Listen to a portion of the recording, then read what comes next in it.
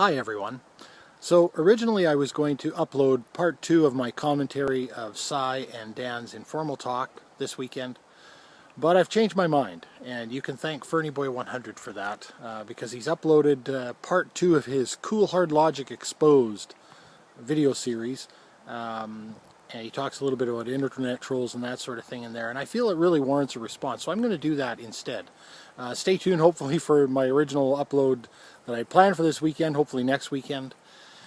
My wife and I are actually just out camping right now, so as soon as I get home I'm going to compile the rest of this video and upload it. So as promised, I'm going to review Fernieboy100's latest upload about Cool Hard Logic. And, you know, as typical, you can actually tell a lot by the title. The name of his video is Cool Hard Logic Exposed Part 2, Parrots and Trolls. So what I would expect to see if somebody is going to release a video that says something like this person exposed, is I would expect to see some real refutations, and I would expect to see them exposing flaws in their argument or falsehoods.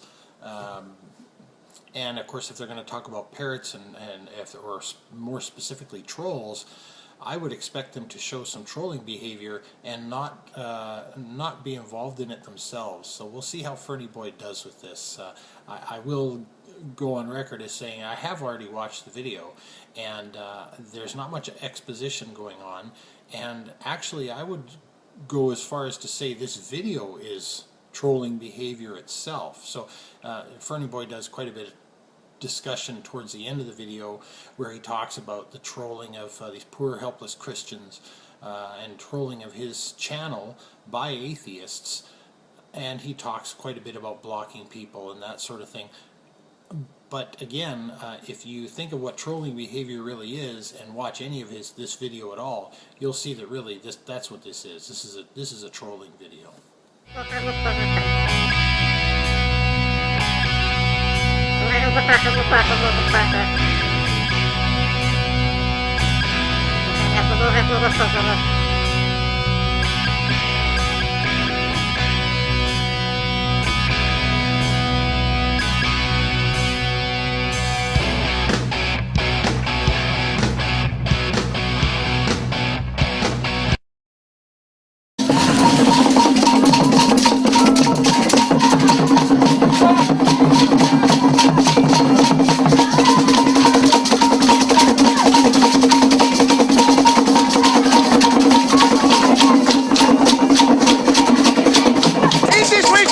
The whole village is drumming and singing and contacting the gods, and some of the villagers will get the spirits inside them.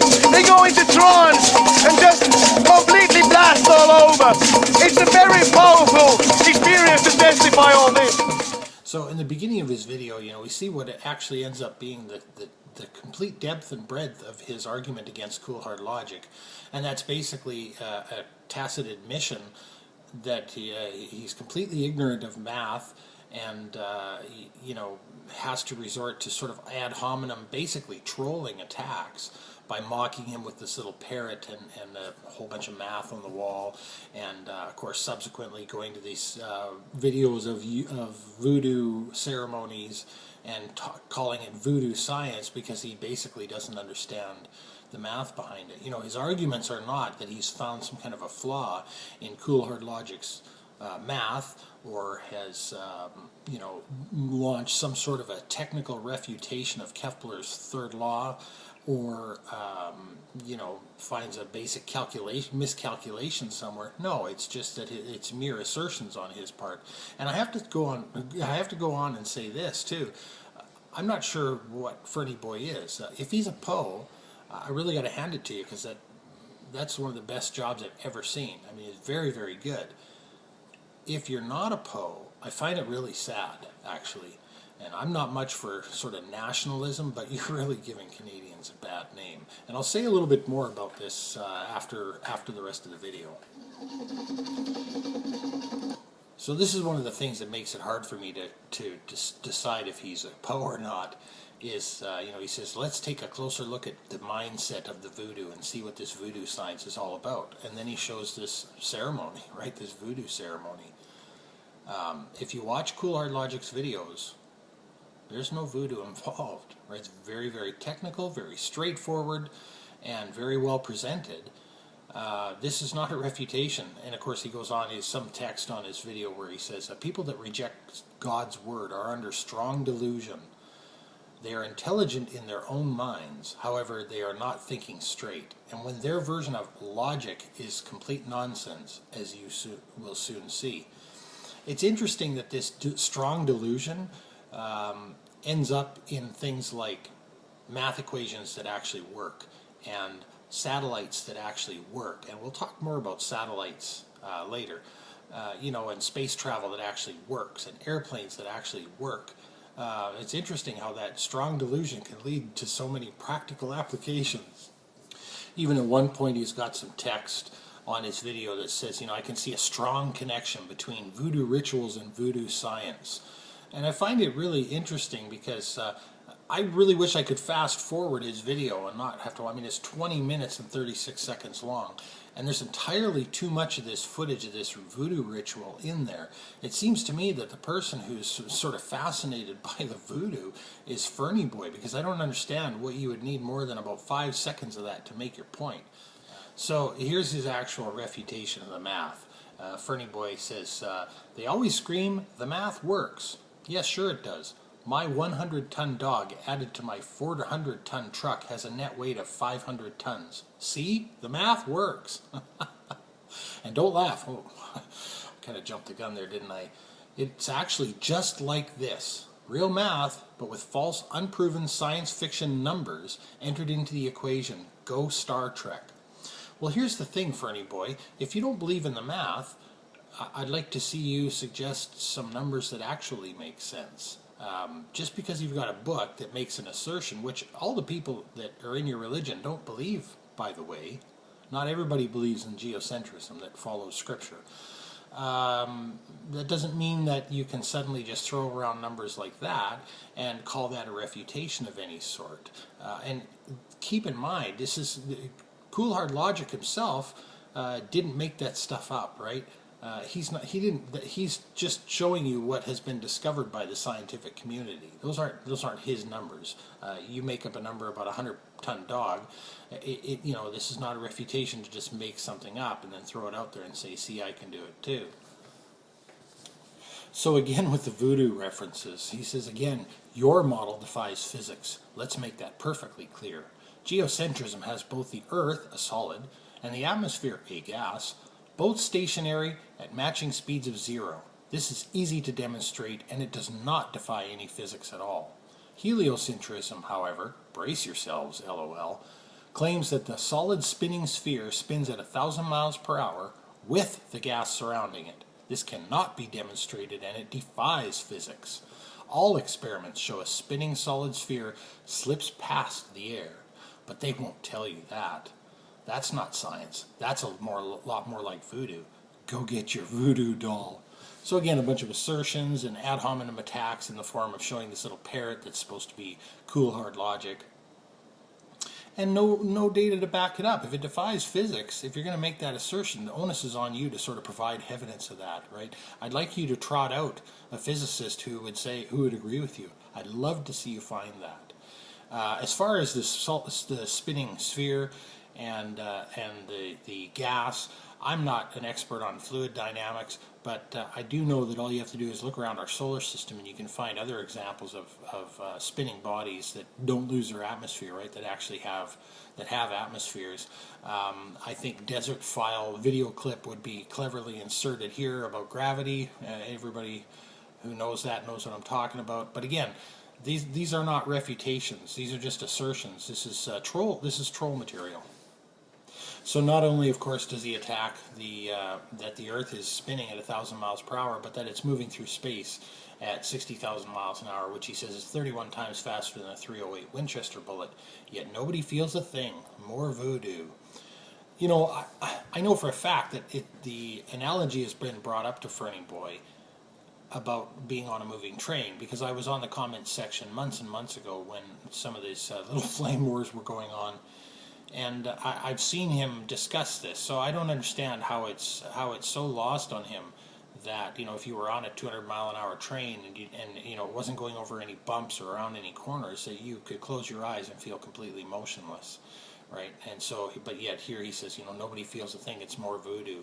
And of course, the next thing he does is he shows someone at a shooting range shooting a bullet, as if this is somehow supposed to blow everybody's mind. That, yeah, how could it be moving? You obviously, Fernie, don't understand, for lack of a better term, what the vacuum of space is all about, and moving through space on an object where you're carrying your own atmosphere is nothing at all like shooting a target in a gravel pit.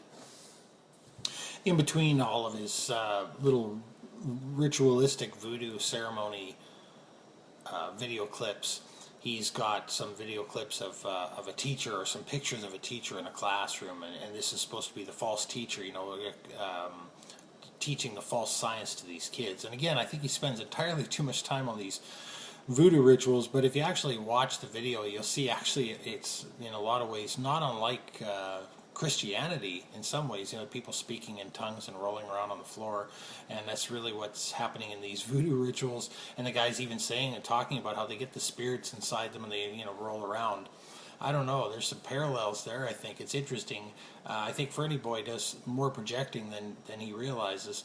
But there's also a lot of strawman arguments. So one of the clips where he's showing the teacher in front of a classroom of young students, it says, "Oh, in class, nothing is unique or special about the Earth, so don't believe the creation story, but rather believe the false science that I was taught." Well, this is a strawman argument, Fernie. Nobody, as far as I'm concerned, on the scientific or the atheistic camp is saying that the Earth isn't unique. It's clearly unique. We have not found life, certainly not life, as advanced as ours, anywhere else in the solar system or in the universe to this point. Nobody's saying that the Earth isn't unique. Its elements aren't unique, and there's no reason to believe that, that it was created by your supposed deity, but it's clearly unique. And I don't know where you get this idea that anybody's saying it's not unique. Now, on many of the comments sections of earlier Cool Hard Logic videos, I had engaged Fernieboy, and I was sort of saying, I'm not going to probably believe some drywaller from Canada over NASA, over the people who launch missions like Cassini, which requires a complex ricochet off the gravitational field of 3 different planets in a once in some hundreds of years rare planetary alignment in order to launch the spacecraft out so that it could go out to this, out into the solar system and observe Saturn and its rings and all of these sorts of things. So he's a little bit tired, I think, of having NASA sort of put in front of his face. But I find probably one of the funniest parts of his video where he shows a NASA rocket that's about to launch, and he says, "Oh look, now we have a NASA rocket about to blow up. Let's ridicule geocentrists with it somehow." And of course, several frames later, he shows the rocket blowing up on the launch pad, and he says, "Yet another failure from NASA. Wow, that sure showed me." Like that's some kind of an argument, right? Clearly, Fernie, I hope you understand that that's one rocket, right? They had other ones that made it, right? It's like if one tire on a car blows up somewhere, that doesn't mean that nobody gets to work in cars, right? Nobody is able to travel to their workplace in cars because one tire blew up. And of course, it's extremely ironic that he's saying, wow, that sure showed me, when he's clearly using a computer, probably a cell phone, and other technology derived directly from the same kind of scientists that launch rockets at the Jet Propulsion Laboratories, to do his bidding, to actually make his YouTube videos. I'm sure he doesn't understand the conduits required to get his video from his computer, the voodoo that it takes to get his little video from his computer to everyone else's computer, potentially, on the planet. That NASA was involved in that.